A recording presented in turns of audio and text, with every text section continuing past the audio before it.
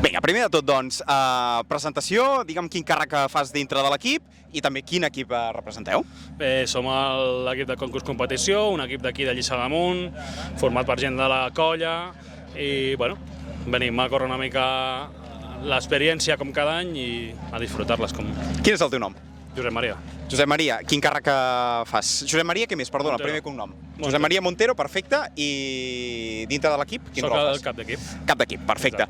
Josep Maria, una miqueta, què us ha portat a participar un altre any en aquesta edició de les 24 hores? Doncs no sabem què té aquesta cursa, ara ho comentàvem entre els companys d'equip, qui collons té aquesta cursa?